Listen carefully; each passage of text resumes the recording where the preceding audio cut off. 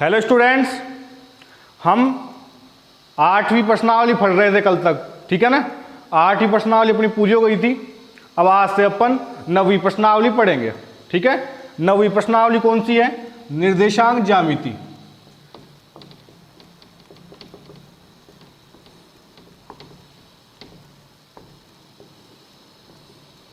सही है।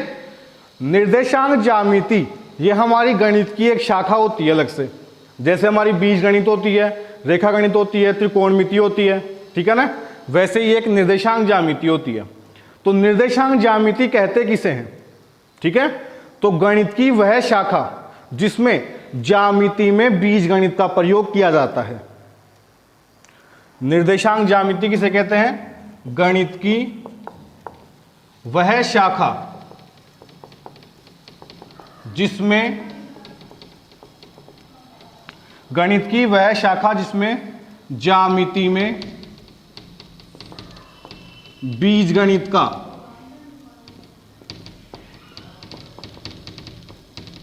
उपयोग किया जाता है।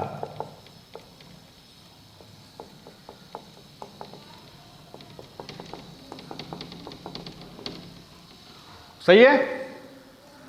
दोबारा सुनना, निर्देशांक ज्यामिति किसे कहते हैं? गणित की वह शाखा जिसमें ज्यामिति में बीजगणित का उपयोग किया जाता है। क्लियर। अब निर्देशांक ज्यामिति में क्या होता है? हम किसी बिंदु की स्थिति को किन्हीं संख्याओं के द्वारा दर्शाते हैं। जैसे कोई बिंदु है, P है, सही है। इसकी स्थिति को अपन दर्शा रहे हैं, ठीक है ना, जिन भी बिंदुओं के द्वारा, ठीक है। तो उनको हम बोलते हैं निर्देशांक। क्या बोलते हैं? निर्देशांक।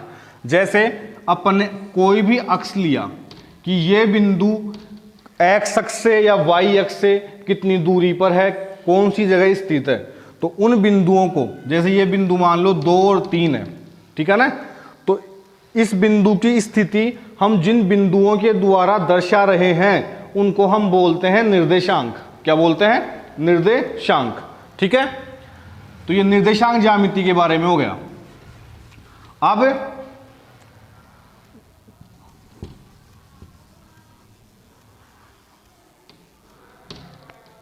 हम कार्तीय निर्देशांक के बारे में पढ़ते हैं। ध्यान से धीरे धीरे समझना। जैसे कोई समतल है, ये बोर्ड समतली है, प्लेन, ठीक है। किसी समतल के ऊपर हमने 2 रेखाएं खींची, जिनमें से एक तो है ऊर्ध्वाधर रेखा, ठीक है, और एक है क्षैतिज रेखा, जो एक दूसरे को 90 डिग्री के कोण के ऊपर प्रतिच्छेद करती हैं। ऐसी हमने 2 रेखाएं खींची जिनको नाम दिया जाता है X O X dash, Y O Y dash. सही है। इसको बोलते हैं, सॉरी, जो क्षैतिज रेखा होती है उसको बोलते हैं एक्स ओ एक्स डैश, और जो ऊर्ध्वाधर रेखा होती है उसको बोलते हैं वाई ओ वाई डैश। सही है।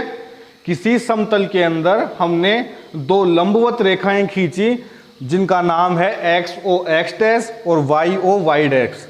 इसको बोलते हैं एक्स अक्ष और इसको बोलते हैं वाई अक्ष। सही है। और दोनों रेखाएं जिस बिंदु पर प्रतिच्छेद करती हैं उस बिंदु को बोलते हैं मूल बिंदु।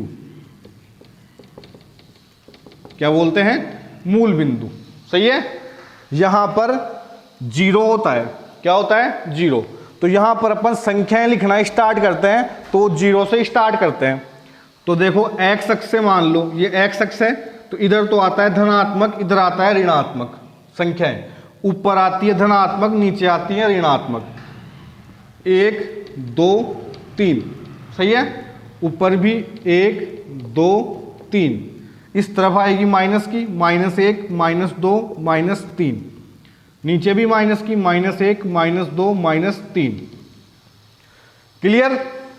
अब दोबारा ध्यान समझना। जो ये ऊर्ध्वाधर और क्षैतिज रेखाएं एक दूसरे को लंबवत प्रतिच्छेद करती हैं मूल बिंदु पर, तो ये संपूर्ण समतल को 4 भागों में विभाजित करते हैं। कितने भागों में? जो एक्स ओ एक्स डैश और वाई ओ वाई डैश जो रेखाएं हैं वो इस समतल को 4 भागों में विभाजित करती हैं। पहले भाग को बोलते हैं प्रथम चतुर्थांश, ठीक है। दूसरे को बोलते हैं सेकंड चतुर्थांश, ये तृतीय चतुर्थांश, और ये चतुर्थ चतुर्थांश। सही है। प्रथम चतुर्थांश के अंदर ये वाली लाइन प्लस की है, ये भी प्लस की है। जो निर्देशांक आते हैं वो सारे प्लस प्लस के आते हैं। किसके आते हैं? प्लस प्लस के।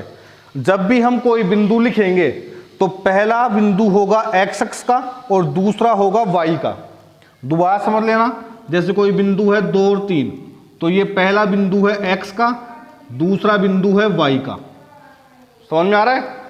ऐसे ही अब दूसरा चतुर्थांश है, इसके अंदर देखो x का तो क्या आ रहा है? माइनस का, और y का क्या आ रहा है? प्लस का। सही है। तो इसके अंदर जो भी निर्देशांक आएंगे उनके चिन्ह क्या होंगे? माइनस और प्लस। फिर तीसरे के अंदर देखो x का भी माइनस का और y का भी माइनस का। सही है। चौथे चतुर्थांश के अंदर x का तो प्लस का और y का माइनस का। समझ में आया कुछ? ठीक है। तो अपनी जो 9वीं प्रश्नावली है वो 6 नंबर की आती है, ठीक है ना। और इसमें कई बार 1 नंबर का प्रश्न भी आ जाता है, ठीक है ना।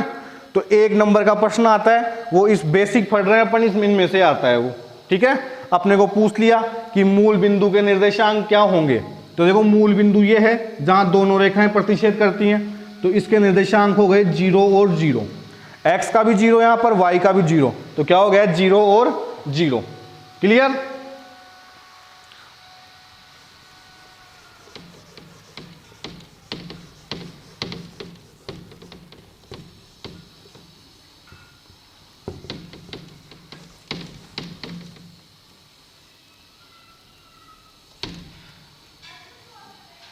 अब देखो दोबारा ध्यान से, इसमें प्रश्न बहुत सारे बनते हैं।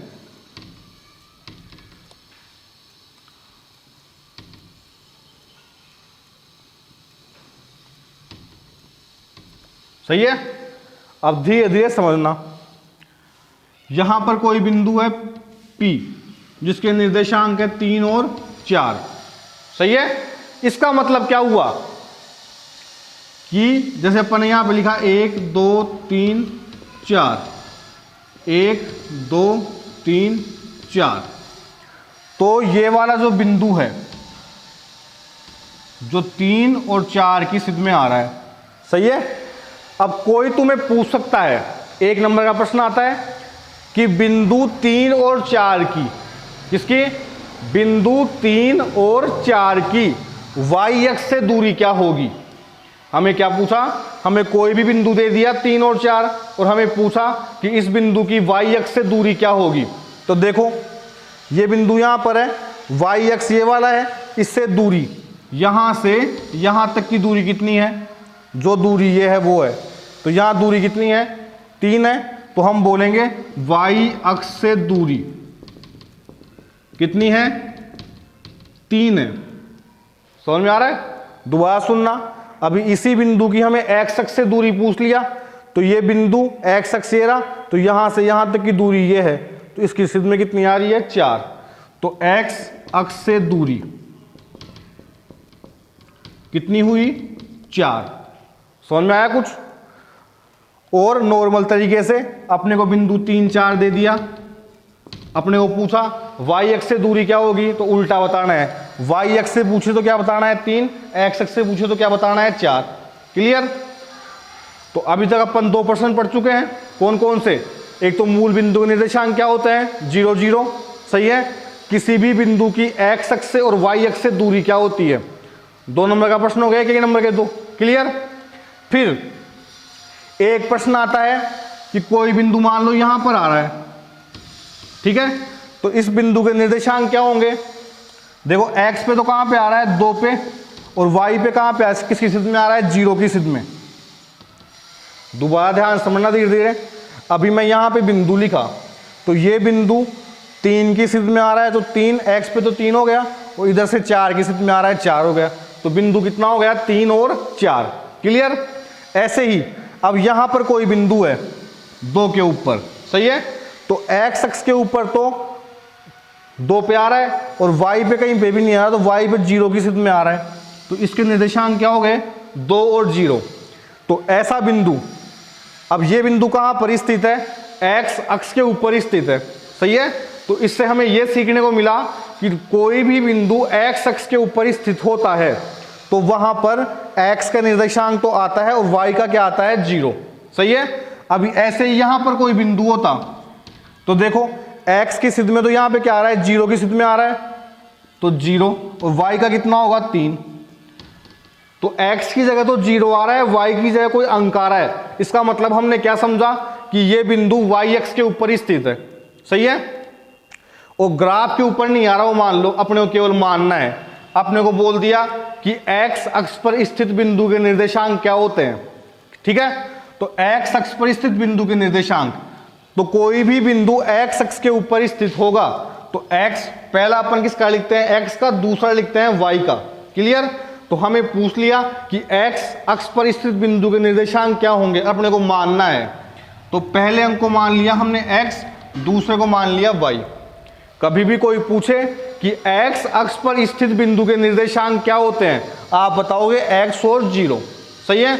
इसी प्रकार पूछा y अक्ष पर स्थित बिंदु के निर्देशांक क्या होते हैं, किसपे, y अक्ष पर स्थित बिंदु के निर्देशांक क्या होते हैं, तो y अक्ष बोल दिया, तो y की जगह तो y, x की जगह 0। x अक्ष पर स्थित बिंदु के निर्देशांक क्या होते हैं, x और 0। y अक्ष पर स्थित बिंदु के निर्देशांक क्या होते हैं, 0 और y। क्लियर। अब दोबारा सुनना, मैं तुम्हें 2 प्रश्न बता चुका हूं, एक तो मूल बिंदु के निर्देशांक क्या होते हैं, दूसरा किसी भी बिंदु की y अक्ष से और x अक्ष से दूरी क्या होती है। अब तीसरा प्रश्न, कोई तुम्हें पूछ लिया कि बिंदु 2 और 0, क्या पूछा कि बिंदु 2 और 0 कौन से अक्ष पर स्थित है, तो देखो x की जगह अंक आ रहा है, y की जगह 0 आ रहा है, तो x की जगह अंक आ रहा है, इसका मतलब क्या हुआ कि ये बिंदु x अक्ष पर स्थित है। कहां पे स्थित है, x अक्ष पर। ऐसे ही अभी ऐसे आ जाता 0 - 3, सही है। तो देखो x की जगह क्या आ रहा है 0, y की जगह क्या आ रहा है -3, इसका मतलब ये बिंदु कहां पर स्थित है, y अक्ष के ऊपर स्थित है। क्लियर। ये हमारे 3 प्रश्न हो गए, सही है। अब अपन जो अपनी 9.1 प्रश्नावली है उसके अंदर हम दूरी के बारे में पढ़ेंगे। कोई भी 2 बिंदुओं के बीच की हमें दूरी निकालनी पड़ेगी, ठीक है ना। तो दूरी के बारे में पढ़ना है हमारे को, तो ध्यान से देखते रहना।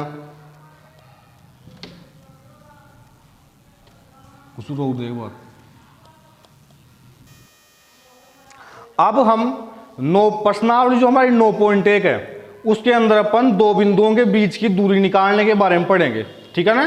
तो दूरी होती क्या है, तो दूरी के बारे में पढ़ते हैं। हमें अपनी बुक के अंदर दूरी का फॉर्मूला दिया हुआ है, x2 - x1 का होल स्क्वायर, y2 - y1 का होल स्क्वायर। क्लियर। तो इसके बारे में पढ़ते हैं, ये दूरी आई कैसे। ये अपने y o y डैश और x o x डैश 2 रेखाएं हैं जो एक दूसरे को लंबवत प्रतिच्छेद करती हैं, ठीक है। अब यहां पर मान लो 2 बिंदु हैं, एक तो है P और एक है Q, सही है। क्लियर। तो हमें इन दोनों बिंदुओं के बीच की दूरी निकालनी है। क्या निकालनी है, दूरी निकालनी है। तो इन दोनों के बीच की ये वाली दूरी निकालनी है। इसके लिए हमने क्या किया कि यहां से इस बिंदु की स्थिति में यहां तक जो दूरी आ रही है उसको हमने मान लिया x2 मान लिया। क्या मान लिया, x2। और इस बिंदु की स्थिति में जो दूरी आ रही है यहां से यहां तक की, उसको मान लिया हमने x1, सही है। ऐसे ही अब इधर देखो, ये बिंदु इसकी स्थिति में आ रहा है यहां पर, तो इस दूरी को हमने मान लिया यहां तक का y2। क्या माना, y2। और यहां से यहां तक की दूरी, यहां तक की दूरी, इसको मान लिया हमने y1, सही है। अब ध्यान समझना, इसकी सिद्ध में यहां तक और इसकी सिद्ध में यहां तक मैंने इसको मिला दिया। ठीक है, अब ध्यान से समझना, मेरे को यहां मान लिया R, ठीक है, मेरे को PR निकालना है। क्या निकालना है? PR। तो PR कैसे निकलेगा? PR कैसे आएगा? देखो, यहां से यहां तक की दूरी, यहां से यहां तक की दूरी कितनी है? x2 है, सही है, और यहां से यहां तक की दूरी कितनी है? x1 है। मैं इस x2 में से ये x1 घटा दूं तो ये दूरी बच जाएगी, ये वाली, सही है क्या? तो PR कितना हो गया? x2 माइनस x1, सही है। ऐसे ही QR देखो, QR, ये QR, तो यहां से यहां तक का कितना है? y2, सही है ना। y2 में से यहां तक का कितना माना है अपन ने? y1, तो यहां से यहां तक का y2, यहां से यहां तक का y1, तो y2 में से मैं y1 घटा दूं तो ये बच जाएगा QR, सही है। तो y2 माइनस y1, तो ये तो कितना आया? x2 माइनस x1, ये कितना आया? y2 माइनस y1, सही है। अब ये तुम्हें त्रिभुज दिख रहा होगा, तो सीधी रेखाएं आ रही हैं, तो समकोण त्रिभुज है ये, क्लियर। तो हम यहां लिखेंगे समकोण त्रिभुज PQR में बोधायन प्रमेय से, बोधायन प्रमेय से, सही है। बोधायन प्रमेय क्या होती है? कर्ण स्क्वायर बराबर लंब स्क्वायर प्लस आधार स्क्वायर, सही है। तो कर्ण तो हमारे पास कितना है? कर्ण तो हमें निकालना है ना, तो कर्ण तो कितना है? PQ, तो PQ का स्क्वायर। लंब कितना है? QR, तो QR का स्क्वायर। आधार कितना है? PR, तो PR का स्क्वायर, क्लियर। तो PQ स्क्वायर बराबर, PQ की वैल्यू नहीं है हमारे पास में, QR की वैल्यू कितनी है? QR की वैल्यू कितनी है? y2 माइनस y1, सही है। तो लिख दो यहां पे y2 माइनस y1 का स्क्वायर। ऐसे ही PR की वैल्यू कितनी है? PR की x2 minus x1, x2 minus x1 का स्क्वायर, क्लियर। अब हमें दूरी निकालनी है PQ की, स्क्वायर की नहीं निकालनी है, तो स्क्वायर को हटाना पड़ेगा। तो स्क्वायर को हटाने के लिए हमने क्या किया? दोनों तरफ रूट कर दिया। PQ का स्क्वायर बराबर under root y2 minus y1 का whole square plus x2 minus x1 का होल स्क्वायर, सही है। तो स्क्वायर से हट जाएगा, क्या बचेगी? PQ अंडर रूट, इसका हटेगा नहीं, क्यों? क्योंकि बीच में प्लस आ रहा है, तो इसको ऐसे ही उतारना पड़ेगा। y2 माइनस y1 का square plus x2 minus x1 का स्क्वायर, क्लियर। तो ऐसे हम दो बिंदुओं के बीच की दूरी निकालते हैं, सही है। एक छोटा सा एग्जांपल देखते हैं अपन। जैसे दो बिंदु हैं P और Q, इसके निर्देशांक 2 और 3 है, इसके 3 और 4 है, सही है। इन दोनों के बीच की दूरी निकालनी है, सही है। तो हम कैसे निकालेंगे? वही दूरी वाला फॉर्मूला लगाया, x2 माइनस x1 का square plus y2 minus y1 का स्क्वायर, क्लियर। जो अब देखो, मैं यहां दूरी लिखूंगा तो क्या लिखूंगा? PQ लिखूंगा, तो P पहले आ रहा है ना, तो P के निर्देशांक को बोलते हैं x1 y1, सही है। Q के निर्देशांक, Q बाद में आ रहा है, इसके निर्देशांक को बोलते हैं x2 y2। कुछ भी नहीं करना है, फॉर्मूले के अंदर वैल्यू पुट करनी है केवल, ठीक है। तो देखो ध्यान से, x2 की जगह क्या उतारूं? 3 माइनस x1 की जगह 2 स्क्वायर, y2 की जगह 4 माइनस y1 की जगह 3 स्क्वायर। तो 3 में से 2 गया तो 1 का स्क्वायर, 4 में से 3 गया तो 1 का स्क्वायर। तो 1 का स्क्वायर क्या होता है? 1 का स्क्वायर 1। तो PQ की दूरी कितनी आई? अंडर रूट 2, सही है। तो इस प्रकार से हमें जो अपनी 9.1 प्रश्नावली है, ठीक है ना, उसके अंदर हमें कभी त्रिभुज के अंदर, कभी चतुर्भुज के अंदर, ठीक है ना, उनके अंदर अपने को दूरी निकालनी है। सही है। और एक अपन पढ़ेंगे संरेख के बारे में, 9.1 प्रश्नावली है, उसके अंदर अपन पढ़ेंगे संरेख के बारे में। तो संरेख किसको बोलते हैं? जब तीन बिंदु एक ही रेखा में होते हैं, जब कोई तीन बिंदु एक ही रेखा में होते हैं तो उसे बोलते हैं संरेख। क्या बोलते हैं? संरेख। और जब तीन बिंदु एक ही रेखा में नहीं होते हैं, एक रेखा में नहीं होंगे, कहीं पर भी थोड़े अलग से होंगे, ठीक है ना, तीनों बिंदु, तो उसको बोलते हैं असंरेख। और जब भी कोई तीन बिंदु असंरेख होते हैं तो हमेशा उनको मिलाने पर एक त्रिभुज बनता है। क्या बनता है? त्रिभुज। तीन बिंदु जब एक ही रेखा में होते हैं तो उसको हम बोलते हैं संरेख, ठीक है ना। और जब तीन बिंदु एक ही रेखा में नहीं होते हैं उसको बोलते हैं हम असंरेख। और जब भी तीन बिंदु असंरेख होते हैं तो उन तीनों बिंदुओं को मिलाने पर हमेशा एक त्रिभुज बनता है। तो सीधी सी बात है, जब तीन बिंदु एक ही रेखा में होंगे तो वो संरेख होंगे, तो कभी भी त्रिभुज नहीं बनेगा। सही है ना। तो त्रिभुज नहीं बनेगा तो त्रिभुज का क्षेत्रफल क्या होगा? 0 होगा। क्या होगा? 0। तो त्रिभुज का क्षेत्रफल 0 होगा। त्रिभुज का क्षेत्रफल क्या होगा? 0 होगा। सही है ना। तो ऐसे ही त्रिभुज का क्षेत्रफल 0 करके हम इसके अंदर संरेख वाले प्रश्न पढ़ेंगे अपन। सही है। हाँ, तुम्हें ध्यान चल गया संरेख और असंरेख किसे कहते हैं। ठीक है।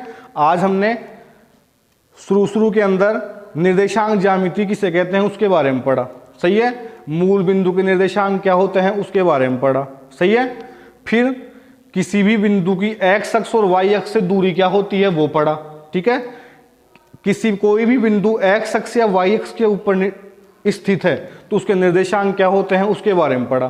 फिर हमने दूरी के फॉर्मूले के बारे में पढ़ा। सही है। फिर हमने संरेख और असंरेख के बारे में पढ़ा। ठीक है। 9.1 का बेसिक इतना ही है। ठीक है। और भी कोई होगा तो आगे प्रश्नावली पढ़ाऊंगा तो उसके अंदर बता दूंगा। क्लियर। आज के लिए इतना बहुत है और अपन कल पढ़ेंगे। ठीक है। Thank you.